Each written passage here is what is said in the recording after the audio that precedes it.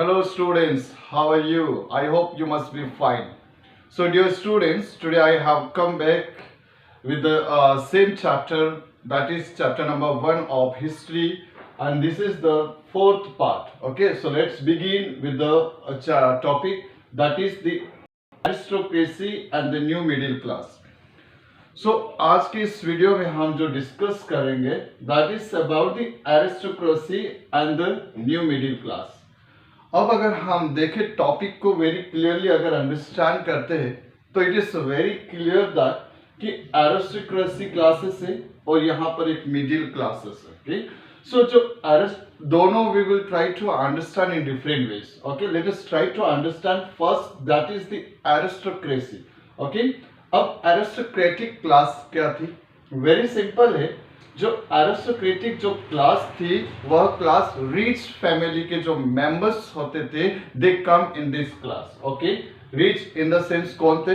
Clergy हुआ करती थी, जैसे आपने पढ़ा है इन द प्रीवियस क्लासेस में. जो फ्रेंच रिवॉल्यूशन जब आप पढ़े थे तो इसके बारे में आपने सुना होगा. तो जो रिच पीपल थे कौन थे? क्लर्जी थे, नोबल थे. Noble means the people who belong to the royal families. Okay, so जो एरिस्टोक्रेटिक क्लास में जो आते थे they were the rich people. कैसे थे?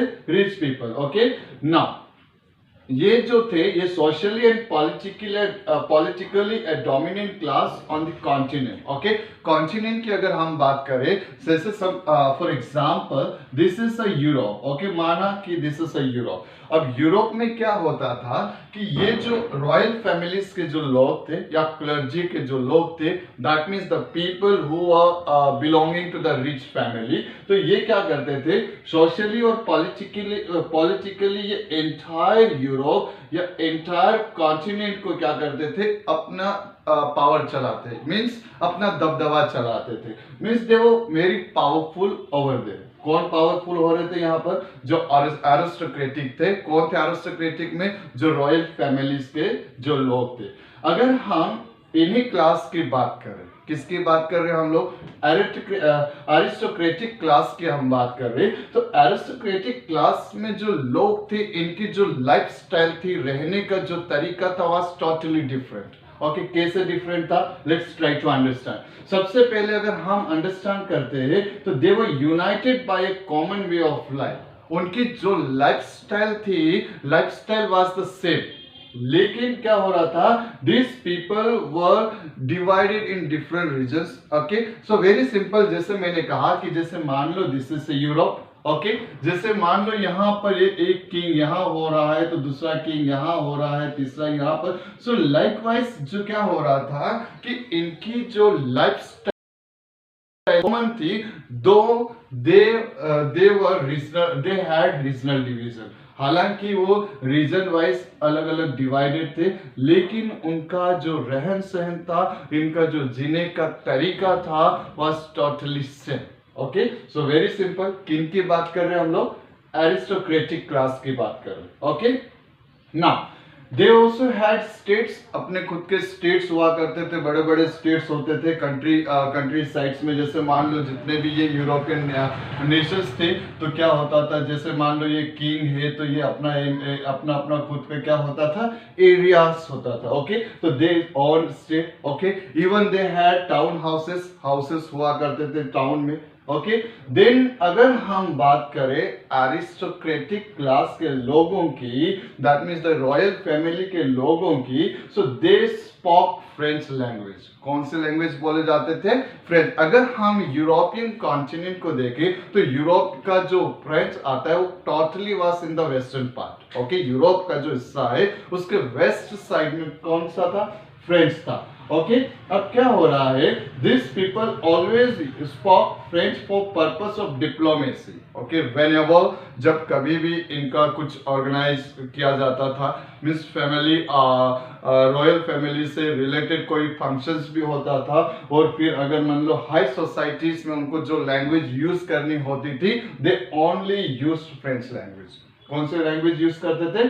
French language. फिर इनकी जो फैमिलीज थी, जैसे हमने कहा रॉयल फैमिलीज, ओके, जैसे मान लो उनका जो प्रिंस होगा या प्रिंसेस होगी तो उनकी शादी भी होगी, शादी होगी तो कहाँ पर होती थी उसके बारे में भी डिटेल्स है। जैसे मान लो इनकी जो फैमिलीज थे, हालांकि क्या था, अगर हम रॉयल फैमिलीज की बात करें, किंग और क्वींस की बात करें, तो इनकी जो क्वांटिटी था, इनका जो पॉपुलेशन था वाज वेरी लेस, ओके। फिर भी क्या हो रहा था, दिस पीपल वो connected by types of marriages. जैसे मान लो वेरी सिंपल है, एक किंग यहाँ का है, okay, so this king can get Mary, Prince can get Mary over here, यहाँ भी वो मैरी कर सकता था, ओके। तो क्या हो रहा था कि जो रॉयल फैमिलीज होती थी, एरिस्टोक्रेटिक क्लासेस होती थी, तो क्या करते थे, इनकी जो फैमिलीज थी वो connected by types of marriages, शादी करा दी जाती थी, ओके, ताकि क्या होता है, एक दूसरे से कनेक्टेड रहे। जैसे आपने शायद पढ़ा था 9th क्लास के फर्स्ट चैप्टर में, फ्रेंच रिवॉल्यूशन में, जहां पर लुई 16 था। लुई 16 क्या करता है, शादी कर लेता। किससे शादी करता है, एक ऑस्ट्रियन प्रिंसेस के साथ में जिसका नाम था मेरी एंटोनी। क्यों, क्या होता है कि कहीं ना कहीं जो ऑस्ट्रिया था, ऑस्ट्रिया भी इनको सपोर्ट किया था लुई 16, तो उसी टाइप से क्या होता है, व्हेन अ फैमिली और व्हेन अ रॉयल फैमिली के मेंबर किसी दूसरी रॉयल फैमिली के साथ कनेक्ट होते हैं, तो डेफिनेटली उनका एक दूसरे के साथ में सपोर्ट बना रहता था। तो इस टाइप से ये एरिस्टोक्रेटिक जो क्लास थी अच्छे से चल रही थी, okay. This aristocratic class was very powerful, बहुत ज्यादा पावरफुल थी। कैसे पावरफुल थी कि जैसे मान लो जब कोई किंग या कोई क्वीन जब रूल कर रही होगी, तो ऑब्वियसली क्या होगा, उसका पावर, दबदबा अपनी प्रजा पे ज्यादा होगी। एक राजा होगा जो सबका बजाएगा बाजा, तो प्रजा के ऊपर इनका क्या होता था, पावर ज्यादा होता था। दो देवर इन स्मॉल ग्रुप, हालांकि इनका जो स्मॉल ग्रुप था, तो अब हम बात कर रहे हैं कि इनका तो स्मॉल ग्रुप था। जैसे ये मान लो ये पूरा क्या है, यूरोप है। अब यूरोप में क्या हो रहा है, स्मॉल ग्रुप किसका था, रॉयल फैमिलीज का था, किंग का था, क्वीन का था, तो फिर मेजोरिटी ग्रुप किसका था, that is the question mark. So let us try to understand major, तो हम वही तो बात कर रहे हैं, एरिस्टोक्रेसी जो कि स्मॉल ग्रुप था। अगर हम मेजोरिटी की बात करें तो डेफिनेटली न्यू मिडिल क्लास होंगे। तो यहां तक आपको क्लियर हुआ है। अब जैसा मैंने आपको कहा कि जो मेजोरिटी ग्रुप था वह कौन था, मिडिल क्लास के। अब एरिस्टोक्रेसी कैसा ग्रुप था, स्मॉल ग्रुप था, ओके। अब क्या होता है, the majority of the population, खास करके अभी हम बात कर रहे हैं तो वो किसका, कौन सा पॉपुलेशन था, that is what over here. तो ये जो थे ये पीजेंट्रीज थे।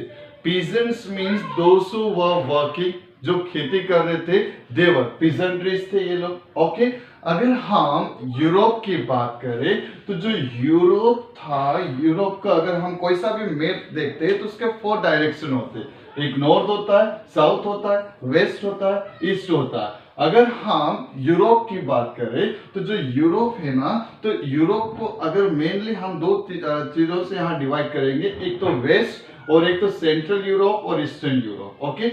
अगर हम यूरोप के डिटेल्स के बारे में बात करें कि जो पीजेंट्रीज थे, जो खेती करने वाले लोग थे, वो कौन कहाँ था उसके बारे में, तो जो वेस्टर्न पार्ट ऑफ यूरोप था, किसका वेस्टर्न पार्ट, जो यूरोप का जो वेस्टर्न पार्ट था, वहां की जो लैंड थी वो टेनेंट और स्मॉल फार्मर्स करते हैं, मतलब जो छोटे किसान थे, छोटे फार्मर्स थे, छोटे टेनेंट्स थे, वे लोग वहां पर कल्टीवेशन करते थे क्रॉप का। क्लियर हो गया, means they were not very rich, okay, ना ज्यादा अमीर ना ज्यादा मीडियम फैमिली भी नहीं थे, मीन्स वेरी लो फैमिली के, मीन्स उनके पास जो जमीन होती थी छोटी स्मॉल लेवल की होती थी। जो फिर सेंट्रल यूरोप था और ईस्टर्न यूरोप था, ये जो लैंड थी, यहाँ की जो लैंड थी वो कल्टीवेटेड बाय द सर्फ। अब सर्फ कौन होते थे, तो वेरी सिंपल है, जब किंग क्या करता था, king was not able to manage the country या कॉन्टिनेंट, तो क्या करता था वो उसके बिहाफ पे किसी एक को क्या कर लेता, हेड बना देता था, और फिर उसको कहता था एक काम करो, दिस एरिया यू कल्टीवेट, और वहां के एरिया के बारे में आपको नॉलेज रखना है और आपके कंट्रोल में रखना रखना, जो भी कलेक्शन होगा afterwards you can give it to them. Okay, तो इस टाइप से ये क्या होते थे, जो लोग थे गुलाम की तरह काम करते थे यहाँ पर। तो यहाँ पर जो सेंट्रल यूरोप और ईस्टर्न यूरोप में कल्टीवेशन किसके द्वारा होता था, सर। तो याद रखना वेस्टर्न पार्ट था यूरोप का, जिसमें जो फार्मर्स थे स्मॉल फार्मर्स और टेनेंट होते थे। अब खास करके जो वेस्टर्न पार्ट ऑफ यूरोप और जो सेंट्रल यूरोप था, यहाँ पर मिड ऑफ 19th सेंचुरीज में इंडस्ट्रियल ग्रोथ होने लगा। दैट मीन्स इंडस्ट्री बढ़ने लगी, डेवलपमेंट्स होने लगा, तो लोग भी क्या हो रहे थे उसके साथ में ढलना स्टार्ट करें। तो दैट मीन्स अगर इन अदर वर्ड्स हम डिस्कस करें तो वहां पर इंडस्ट्रियल रिवॉल्यूशन हुआ, न्यू इंडस्ट्रीज सेटअप होने लगी, न्यू इंडस्ट्रीज बनने लगी, तो people engaged in the industries. अब जैसे जैसे इंडस्ट्रीज बढ़ रही थी तो इंडस्ट्रीज बढ़ने की वजह से वहां पर टाउन्स बढ़ने लगे। Okay, then emergence of commercial classes. तो पहले जो गरीब लोग थे, पुअर लोग थे, जो वर्क करते थे और पैसा कमाते थे, now they are employed in the industries. When they are employed in the industries तो क्या हो रहा है, इनका इनकम बढ़ रहा है।